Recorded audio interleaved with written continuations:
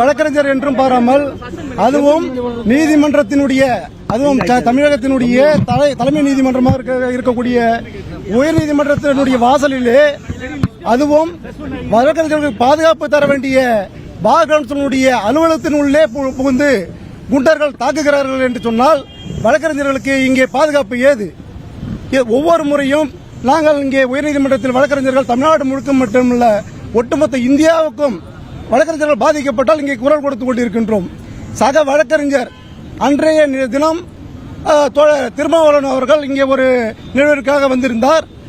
எங்கோ நீதிபதி மீது செருப்பை வீசிவிட்டார்கள் என்று சொல்லி அதற்கு ஆவேசப்பட்டவர் சக தமிழ் சமூகத்தில் உள்ள ஒரு வழக்கறிஞரை, சக நண்பரை, சக வழக்கறிஞர் என்று கூட பாராமல் அவர் காரில் அமர்ந்திருக்கும் பொழுதே அவர் கண் முன்னே இப்படி ஒரு துர்ச்சம்பவம் நடைபெறுகிறது.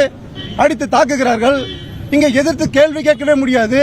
இப்பேற்பட்ட சூழலில் மீண்டும் அதை ஊர்ஜிதப்படுத்துவது போல, அதை அட்மிட் செய்வது போல, ஆம் அடித்தார்கள் தான் 4 தட்டு தட்டினார்கள், முறைத்தான் அதற்காக அடித்தோம் என்று சொல்வது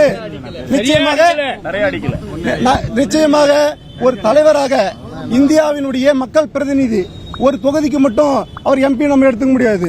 ஒரு பாராளுமன்ற உறுப்பினராக இருக்கக்கூடியவங்க இந்தியாவினுடைய அனைத்து மக்களுக்கும் ஒரு பிரதிநிதியாக செயல்படக்கூடியவங்க என்று இப்படி ஒரு கீழ்த்தரமா ஒரு பேச்சை பேசுவது, வன்முறையை தூண்டும் விதத்தில் பேசுவது என்பது பாட்டாளி மக்கள் கட்சியை சார்ந்த எங்களுக்கு ஒரு சக அரசியல் கட்சி தலைவர் என்ற முறையில் மிகுந்த வருத்தத்தை தருகிறது.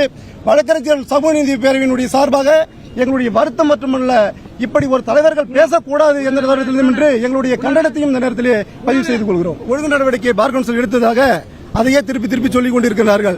அப்படி பார்த்தோம்னா அங்க உயர்நீதிமன்றம் பார் கவுன்சில் மெம்பரா இருக்கக்கூடிய 25 பேர்ல பல பேர் மேல குற்றச்சாட்டு இருக்குதுன்னு சொல்லி பார் கவுன்சில் நீங்க டிசிப்ளினரி ஒழுங்கு நடவடிக்கை குழுல உட்காரத்துக்கு தகுதியே கிடையாது, அவங்களை ரிமூவ் பண்ணி உத்தரவு போட்டு இருக்கு. எத்தனை பேர் இன்னைக்கு அதுல ராஜினாமா பண்ணிட்டு போயிருக்காங்க.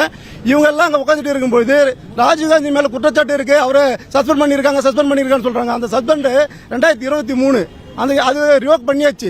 இப்ப அவர் ஒரு வழக்கறிஞரா இருக்கிறவங்க எங்க வழக்கறிஞர் கூட வாங்க மனிதாபிமான அடிப்படையில் சக மனுஷன் ஒரு தமிழன் இங்க வந்து ஒரு 10 பேர் சேர்ந்து அடிச்சா யாராவது ரோட்ல போறவங்க கேட்பாங்களா கேட்க மாட்டாங்களா?